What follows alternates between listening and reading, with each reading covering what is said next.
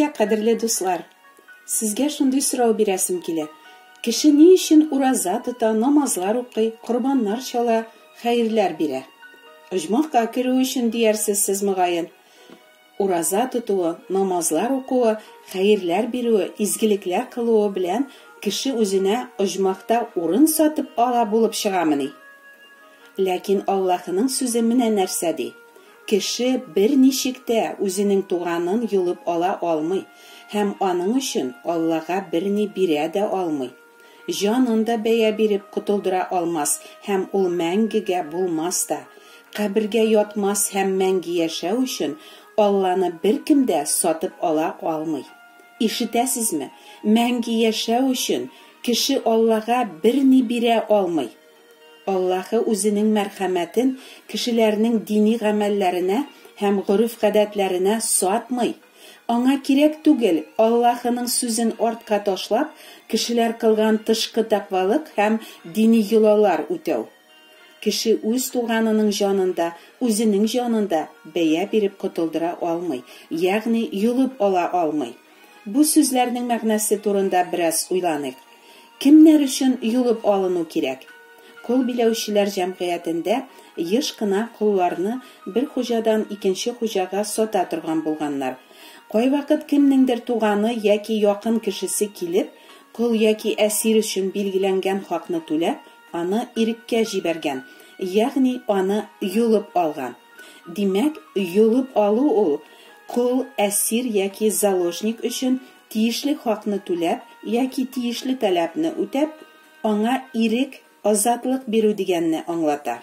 Шулай булгач, кемнәр юлып алынуга мохтаҗ, ирекле кешеләрме, әллә куллар һәм әсирләрме? Әйтегез, сез ирекле кешеме, әллә кулмы? Кешеләр үзләрен мин ирекле кеше, мин беркемнең дә кулы түгел диләр. Хәзер Алла сүзенә тагын карыйк. Сезгә хак сүз әйтәм. Гөнаһ кылучы һәркем гөнаһ кылы дип укыйбыз изге язмада. Без барыбыз да күп гөнаһлар кылдык. Алдаштык, урлаштык, ачуландык, нәфрәтләндек, талаштык, үпкәләдек, көнләштек, зина кылдык, тәкәбберләндек. Безне рәнҗеттеләр, без дә рәнҗеттек, кичермәдек, туасы балаларыбызны үтердек, сүгендек, канәгатьсезлек күрсәттек, комсызландык, ярыштык, яман сүзләр әйттек, каргадык, үчләштек, явызлык теләдек, дөнья кудык, акча яраттык, гадел булмадык, дошманлаштык, ялкауландык, кешеләрне хөкем иттек, гаипләдек, тупас, дурфа кыландык, түземсезләндек, үртәлдек. Кыскача әйткәндә, без барыбыз да гөнаһ кыллары булдык. Үзебезнең мин дигән путыбызга, ялган Аллабызга табындык.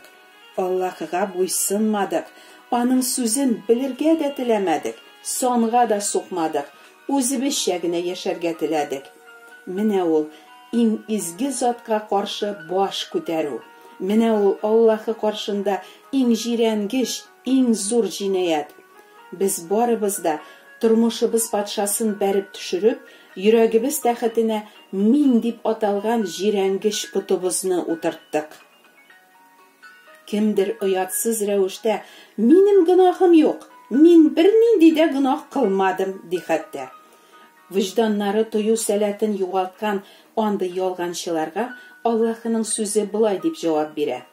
Әгәр гөнаһыбыз юк дисәк, үзебезне алдыйбыз һәм бездә хакыйкать юк.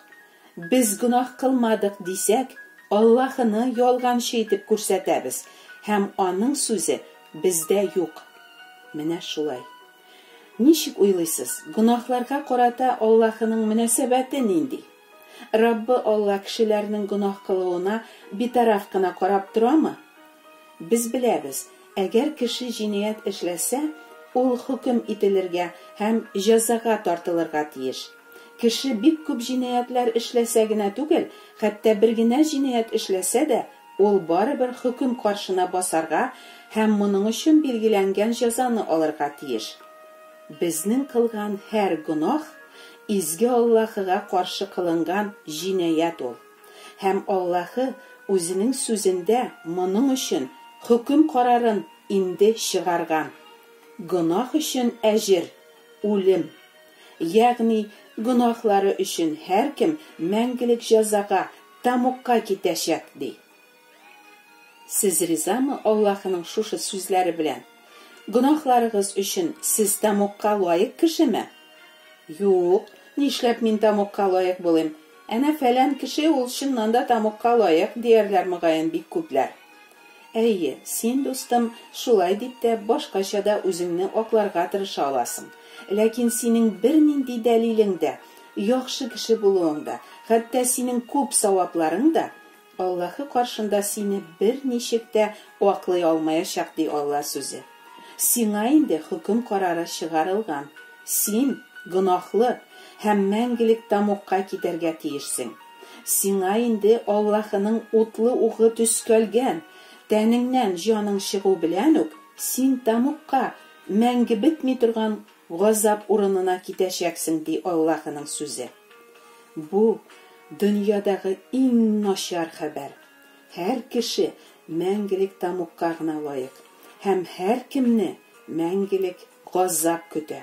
Бу начар хәбәр. Бу иң начар хәбәр.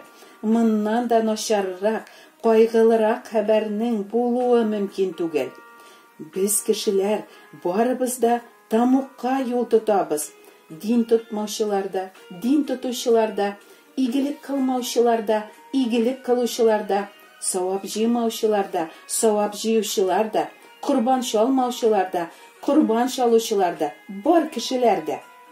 Нәрсә соң ул тамук? Кешеләрне бер туктаусыз кортлар кимереп һәм һич сүнмичә уты янып торган җәһәннәм дип укыйбыз изге язмада. Тамук ул кешене Аллаһыдан мәңге-мәңгегә аерып торучы төпсез караңгылык, бетмәс төкәнмәс өметсезлек, елаш, акрыш, тешләр шыкырдату, бер туктамый кешеләрне кортлар кимерә һәм сүнми торган ут күлендә мәңгелек газап урыны. 100 миллион еллар үтәр, ләкин әле бу газапларның башы гына булыр. 1000 миллиард еллар үтәр, бу да әле газапларның башы гына булыр. Менә кайда ул кайгы, кайгы, мәңге бетмәс кайгы. Тамук гынах өчен билгеләнгән Аллаһының гадел җәзасы. Әйе, Аллаһы кешеләрнең җинаятләрен җәзасыз калдыра алмый. Чөнки Аллаһының гаделлеге шуны таләп итә. Ләкин Аллаһы гадел генә түгел, мәрхәмәтле дә. Үзенең мәрхәмәтен Аллаһы мәңгелектән үк кешеләрне коткару өчен билгеләп куйган гынахсыз зат Гайса Мәсих аша күрсәтте. Кешеләрнең гынахларын Аллаһы бәрәне итеп күктән җибәрелгән Гайса Мәсих үзе өстенә алды һәм алар урынына үлем җәзасын кабул итте. Шушы изге курбанны кабул итүен раслап, 3 көннән соң Аллаһы Гайсаны үледән терелтте.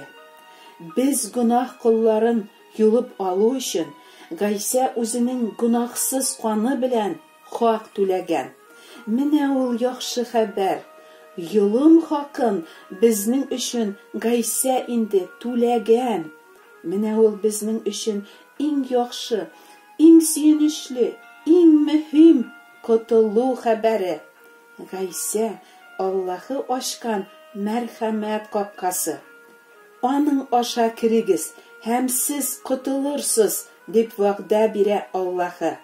Ә Аллаһы үзенең вәгъдәләренә һәр вакыт тугры.